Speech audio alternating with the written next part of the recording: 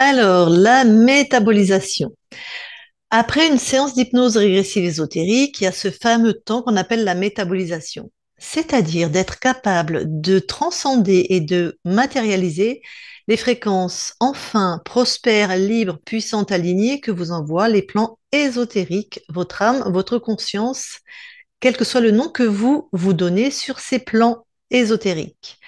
Ce que je vais partager avec vous, c'est d'un point de vue systémique, des thérapies systémiques, en quoi la métabolisation est une obligation de prendre en main sa vie, sa souveraineté.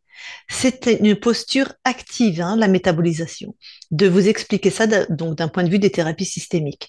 Et vous n'avez pas besoin d'avoir fait une séance d'hypnose régressive et d'avoir libéré les plans ésotériques d'éventuelles magies, contrats d'âme, interférents pour voir cette vidéo et comprendre comment on peut reprendre sa vie en main. Donc, du point de vue des thérapies systémiques, tout est regardé comme un système.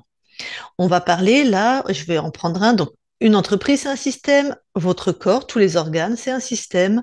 La famille, c'est un système. Une association, c'est un système. Un pays, c'est un système. Ça dépend quel système on observe. Là, on va faire simple, on va dire la famille.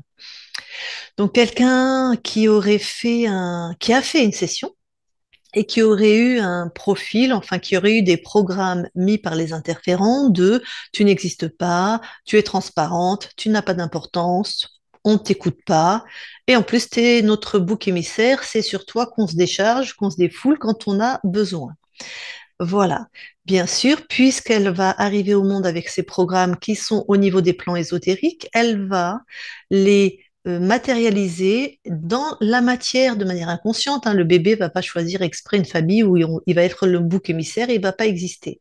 Mais on crée à partir de nos fréquences, je vous rappelle, et donc les programmes, en fait, ce sont des fréquences émises par vous-même avant votre incarnation. Donc l'incarnation va obéir aux fréquences. Donc voilà, le bébé va choisir une famille où on va pas l'écouter, il va être transparent, on va lui couper la parole, on va pas le prendre en considération et si on doit se décharger sur quelqu'un, ça sera sur lui. Bon, donc il va grandir comme ça, il va créer son caractère, ses mécanismes d'adaptation, de défense, tout à partir des programmes qu'il aura eu dans la matière avec les parents, les frères et sœurs et sur les plans ésotériques. Le jour de la session, les plans ésotériques sont libérés, tous ces programmes sont annulés, il y a un switch de ligne de temps, la conscience est instantanément dans un nouvel espace-temps libre, souveraine, puissante, alignée, tout ce que vous voulez. Il n'y a pas de névrose chez les consciences, donc elle est bien chez elle. Mais au niveau du corps, il y a des névroses, des mémoires, des traumatismes, un tas de choses. Et donc, dans le système où vous vous êtes construit, pour répondre à votre demande, vos émissions de je suis un bouc émissaire, je n'existe pas, je n'ai pas de valeur, vous avez attiré des gens autour de vous pour jouer à ce jeu, pour vous répondre sur ces fréquences inconscientes, sur ces programmes que vous aviez en vous. Non, vous allez trouver des frères et sœurs, des parents qui, voilà, dans cette famille, vous allez être celle qu'on n'écoute pas, celle dont on ne tient pas compte, celle qui passe après tout le monde, celle qui, voilà, en repas de famille, on coupe la parole, on s'intéresse pas à elle. Si on doit se moquer de quelqu'un, ça sera de cette personne-là. Vous savez, les fameuses blagues dans les repas de famille qui se veulent, ah, mais c'est de l'humour, mais toujours très piquant, en fait. Et ça se ressasse à tous les repas de famille. Et c'est toujours sur la même personne, hein. Et c'est toujours les mêmes bonnes blagues, tellement marrantes, mais en fait tellement humiliantes. Donc voilà. Donc ça, vous êtes dans un système auquel vous avez participé, hein. C'est nettoyé sur les plans ésotériques, mais vous n'avez pas tout d'un coup, paf, comme par miracle, changé de famille, changé d'amis. Donc, quand vous allez rentrer dans cette métabolisation et quand vous allez vous aligner, quand vous allez être différente, quand vous allez, par exemple, en toujours ces fameux repas de famille, où vous allez parler, quelqu'un va faire comme d'habitude, vous coupez la parole, et là, vous allez dire, oh, oh, attends, je parle. L'autre, il va se dire, oh là, attends, elle, c'est dans notre système celle à qui on fait fermer sa bouche, celle qu'on n'écoute pas, celle qui n'existe pas. Donc lui, de manière inconsciente, ce n'est pas de sa faute, ce sont des processus inconscients, les programmes, hein. Lui veut maintenir le système. Tout système veut maintenir sa cohérence et son existence. C'est un être vivant.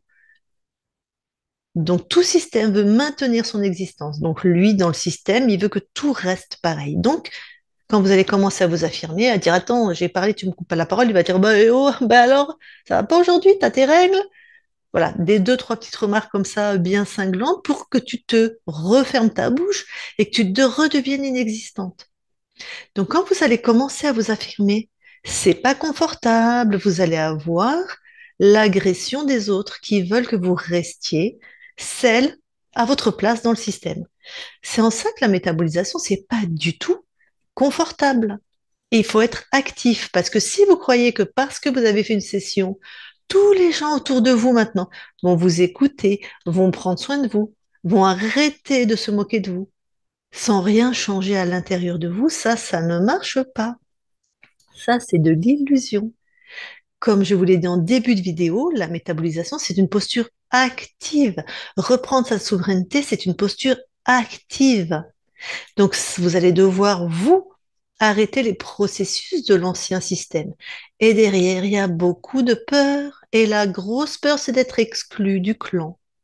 Donc ça, c'est vraiment une très grosse peur. C'est pour ça que très souvent, on vous dit qu'il vaut, parfois, il vaut mieux se faire accompagner par un thérapeute pour pam, pam, pam, décapsuler les peurs, rassurer les parts de nous qui ont peur et pouvoir métaboliser beaucoup plus vite. Voilà, j'espère que cet éclairage va vous aider.